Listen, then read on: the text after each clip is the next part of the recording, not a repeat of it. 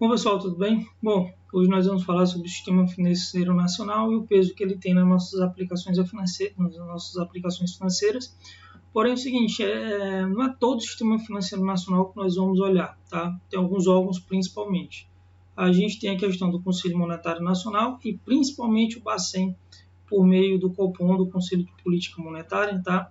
E o Conselho Monetário Nacional, pessoal, ele entra justamente na questão da inflação, né? Porque é ele que estabelece a meta de inflação anual.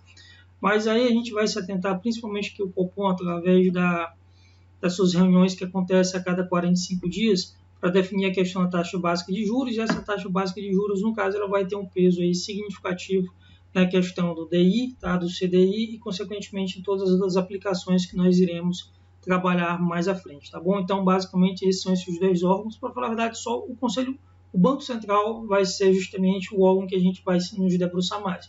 O Conselho Monetário, no caso aqui, eu mencionei porque ele é o órgão, no caso, responsável por estabelecer a questão da meta da inflação, tá, anual, e aí, no caso, cabe ao Banco Central, por meio do Copom, aí estabelecer a questão da taxa básica de juros e controlar a inflação.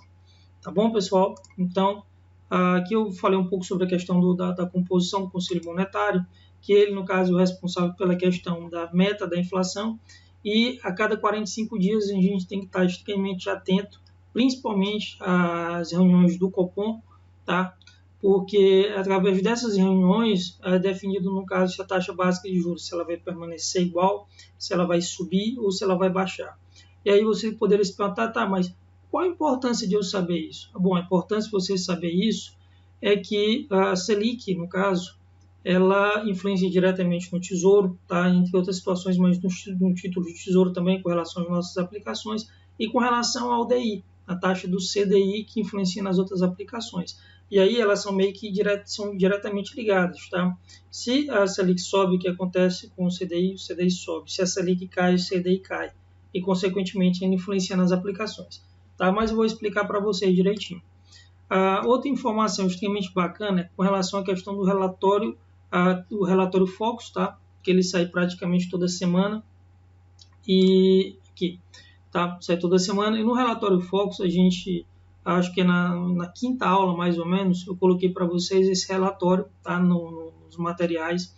Eles nos auxiliam aí para saber que tipo de aplicação a gente vai fazer, se é um pré-fixado, se é um pós-fixado, se é um percentual da IPCA mais uma taxa, entendeu? Então, o relatório Focus, ele te dá uma visão de 4 anos. A gente está em 2020, ele vai até 2023, te mostrando mais ou menos como é que está a questão do PIB, a questão Selic, a questão do IPCA, tá? Então, ele faz essas projeções, e essas projeções nós podemos utilizar como métricas para auxiliar no nosso processo de tomada de decisão, ok? Com relação à questão do IPCA, pessoal, inflação, é interessante a gente saber também, o próprio relatório já te dá essas informações, mas aqui eu coloquei o link, tá, do IBGE, do IPCA, que a gente pode vir aqui, deixa eu só abrir o site para deixar aberto. Aqui, pessoal, esse site aqui, ele mostra como é que foi a inflação. Por exemplo, mês de fevereiro, quanto foi a inflação? 0,25. E aqui ele vem mostrando quais foram os setores que impactaram mais. Educação. Tá? E aqui você pode ir verificando os outros meses, tá? Março, abril, maio, junho, tá bom? E aqui dá para você ter sempre mais ou menos uma noção. Às vezes você pode esperar os relatórios emitidos pelo governo para você saber se essa inflação vai subir ou não, mas às vezes vai ter a questão da sua percepção, do seu feeling em relação ao mercado, tá? E aqui dá para você acompanhar isso de forma mais precisa, né? Tá, então o IPCA, pessoal, é extremamente importante também a gente saber se ele vai subir ou não, porque isso aí influencia nas nossas aplicações, mas quando a gente for se debruçar sobre o tipo de aplicações pré-fixadas, pós-fixadas, o IPCA mais uma taxa, eu vou voltar na questão do relatório Focus, tá? Que, para falar a verdade, eu nem abordei aqui, mas eu vou me debruçar sobre ele, e aí vocês vão ter uma clareza maior sobre a questão da sua relevância. Por hora, vocês têm que saber isso aqui, tá? Se vocês não entenderem isso aqui, pode ter certeza que todo o resto vai ficar extremamente complicado. Então, primeiramente, pessoal, a gente tem que saber o seguinte, a gente tem a questão da Selic, tá? Taxa básica de juros, que ela é definida pelo Copom, Conselho de Política Monetária, ok? De quanto em quanto tempo? A cada 45 dias, tá bem? A cada 45 dias. E aí o que acontece? A Selic hoje, na data que nós falamos sobre, gravamos esse curso, tá? Nós estamos em julho de 2020, A Selic está 2,25 e o CDI está quanto? Está 2,15. Tá? Você me perguntaria, mas o que é o CDI? O CDI, pessoal, é a taxa básica, é a taxa que os bancos cobram para emprestar entre si. Tá? Imagine o seguinte, um cálculo de padeiro. O banco A aqui fechou hoje com lucro de R$10, o banco B com lucro de R$10 e o banco C fechou com prejuízo de menos R$3. Então, o que é que os bancos fazem? Esse banco A emprestaria um dinheirinho para o banco C, o banco B empresta mais um dinheirinho para o banco C, tá? Vamos supor, esse aqui empresta R$2, esse aqui empresta R$2, então 4, tá? Foi emprestado menos os 3 de prejuízo, esse banco teria R$1 de lucro naquele dia, entendeu? É mais ou menos assim. Só que o que acontece? Os bancos, quando eles precisam de recursos, eles pedem empréstimo entre si, mas lógico que eles não vão emprestar entre si as taxas que nós, como pessoa física, pagamos. Então, eles vão oferecer uma taxa menor. E que taxa seria essa? Seria o CDI, tá? Certificado de Depósito Interbancário. Então, os bancos, no caso, eles se emprestam entre si esse CDI, tá? E aí, quando você vai fazer alguma aplicação financeira, um CDB, LCI, LCA, CRI, CRAI, por aí vai, sempre ele é oferecido, às vezes, um produto que ele está lhe pagando 100% de CDI. Tá? E você, 100% de CDI é muita coisa, mas 100% de CDI hoje em dia é 2,15% ao ano. Dependendo da aplicação que você for pagar, você ainda vai ter que descontar a inflação do período, você vai pagar imposto de renda, entendeu? Então, o CDI hoje está pagando 2,15%. E o CDI ele varia de acordo com a Selic. Se a Selic sobe, o CDI sobe. Se a Selic cai, o CDI cai. Então, a gente sempre tem que estar atento a essa reunião do Copom que cada 45 dias, porque é ela que vai definir se o rendimento da nossa aplicação ele vai subir ou não, dependendo do investimento que você fez. Entendeu? Vamos supor que na próxima reunião a Selic vá para 2,25, o que acontece com o CDI, ele vai para 2,25, tá? Vamos supor que a Selic caia, que na conjectura que nós estamos atual, talvez ela caia. Vamos supor que ela vá para 2%. O CDI iria para quanto? 1,90, tá? Tá, e a inflação média está quanto? Entendeu? Quanto é que está a inflação média? Aí a gente teria que saber mais ou menos quanto é que está a inflação média para a gente saber se ela já está superior, no caso, ao CDI ou não, entendeu? Mas vale ressaltar que as aplicações que nós fazemos, ela ainda vai incidir a questão do imposto de renda, tá? Então, é de extrema importância a gente saber isso. Então, o CDI está atrelado diretamente ao Selic. Selic subiu, CDI subiu, Selic caiu, normalmente o CDI cai junto. E o que é o CDI? É a taxa que os bancos emprestam entre si. Às vezes um banco, lógico, o banco não pode ter prejuízo, mas uns pouquinho, num dia lá, o caixa não fechou muito legal, então eles emprestam esse dinheirinho entre si, tá, para ele ficar positivo. Isso aqui eu estou tentando explicar dessa forma para ficar mais didático, tá? Então o intuito aqui é justamente que vocês entendam o conceito. Então eu estou procurando ser o mais didático possível nos exemplos, tá bom? Então seria mais ou menos isso. Tá? O CDI é a taxa que os bancos emprestam entre si, diferente da forma de empréstimo que a gente vai conseguir fora dele. Tá bom, pessoal? Então é interessante que vocês saibam isso. E também, pessoal, isso aí tem um peso muito grande na questão dos empréstimos que nós vamos fazer, dos spreads que os bancos ganham. Porque vamos supor o seguinte, nós temos hoje, em julho de 2020, a Selic está 2,25. Eu iria fazer algum empréstimo hoje, se existe a possibilidade de corte daqui a menos de 45 dias? Não, por que eu não vou fazer isso? Porque daqui a 45 dias a Selic vai de 2,25 para 2%, os juros em tese lá na ponta vai ficar mais barato, mas na prática não é algo que a gente verifique. Isso não sou eu que estou dizendo, se vocês pegarem os relatórios de inflação, principalmente um de 99, muito bom.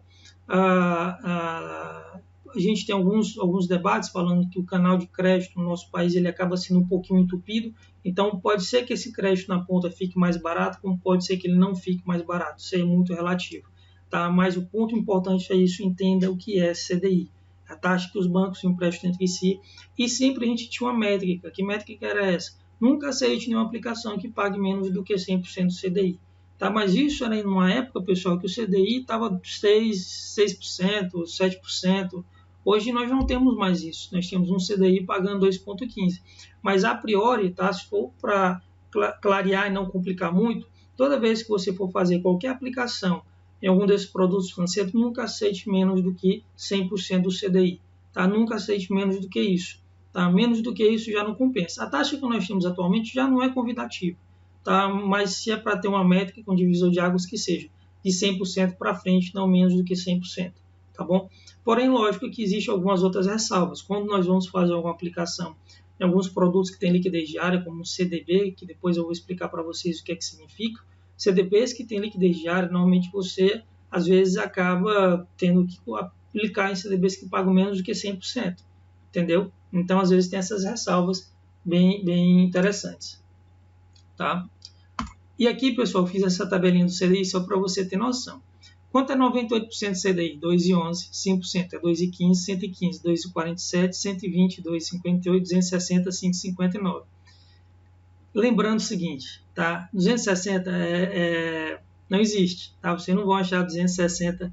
Pode ser que ache alguma aplicação que pague 5,59, mas nunca 260% do CDI, isso não vai existir. 120% do CDI, talvez você ache. É mais provável que você ache 98, 100, 115%. 120 é um pouquinho complicado que você consiga achar. Tá? Mas isso só para você ter noção, pessoal, do quanto que importante a gente saber disso aí. Às vezes você vai fazer uma aplicação que está te pagando 100% de CDI e você acha que é uma aplicação muito boa. Tá? Mas, para falar a verdade, não é uma aplicação tão boa. Tá? Principalmente quando o CDI, no caso, ele está em queda. Ah, mas por que o CDI cai? Selic cai. Vai lembrando, eles são diretamente proporcionais. Se um sobe, outro sobe. Se um desce, outro desce. Tá? Então, eles praticamente sempre andam de mãos dadas. Tá? E aqui, pessoal, uma tabelinha que eu mostrei para você observar a questão da Selic, a queda que ela veio tendo ao longo dos anos. Né? E aqui no ano 2020, no qual nós estamos gravando esse vídeo, principalmente em julho de 2020, tá? A gente teve uma queda do início do ano de um pouco mais de 4%, nós estamos indo para quase 2%, né? Se não falha a memória, acho que o julho estava mais ou menos isso. Então, vocês estão vendo que a gente está tendo uma queda gigante, tá? Se a gente for parar para analisar a poupança, que não é o que nós não estamos falando aqui, como é que funciona o cálculo da poupança? 70% da Selic, só para vocês terem noção, né? Então, se a Selic está 2,25, é 70% disso. Daqui a 45 dias, nós vamos ter outra reunião do Copom, que acontece com a questão da Selic, ela cai. Então, agora não é mais 70% de 2,25, é 70% de 2, entendeu? E aí vem a inflação, que a inflação já está superior a isso, entende? E aí o que acontece com o teu rendimento? Você não ganha, você perde, tá? Então, você vê que a Selic vem caindo ao longo dos anos, o CDI também, pessoal, vem junto. Consequentemente, esses produtos que eu estou falando aqui para vocês, nós vamos nos debruçar sobre eles, também foram perdendo rentabilidade ao longo do período, tá? Aqui nós temos a questão do IPCA, tá? E aqui a comparação IPCA-Selic. Você vê, pessoal, como é interessante, como eles andam muito juntos. Lógico que a função da Selic não é só essa, tá? Isso aqui é para ser mais didático com vocês. A Selic ela não cai só porque o IPCA caiu ou a Selic sobe só porque o IPCA subiu, tá? Mas existe essa relação entre elas. Tá? Então, só para vocês observarem aqui, ó, de 2000 a 2002, você vê o seguinte, que aqui de azulzinho o IPCA sobe, o que acontece com a Selic? Ó, Selic sobe. De 2003 a 2007, o que acontece com a inflação? Ela cai. O que acontece com a Selic? Ó, ela cai, mas ela não cai na mesma proporção, né? Ela ainda faz uma leve oscilação. E aqui, pessoal, a gente tem a poupança. Tá? A poupança ela ficou negativa aqui ó, em 2000, tá? Vou pegar aqui minha canetinha. A poupança ela ficou negativa aqui ó, em 2000, ela ficou negativa, tá? O azulzinho aqui é o IPCA em 2015. Só que hoje, no ano que nós gravamos esse vídeo, 2020, a poupança ela já está perdendo para a inflação. Então, mais do que nunca, pessoal, é interessante que vocês tenham conhecimento e informações suficientes para vocês se debruçarem sobre esse curso e de todos os produtos que nós vamos aqui mostrar, vocês tenham propriedade para que vocês consigam sair da poupança, se for o caso, saiam da poupança, no caso, com segurança, tá? E vocês saibam, aí, no caso, quais são as variáveis que influenciam diretamente nos produtos que vocês vão aplicar. Tá bom, pessoal? Então, encerramos nossa aula por aqui e até a próxima.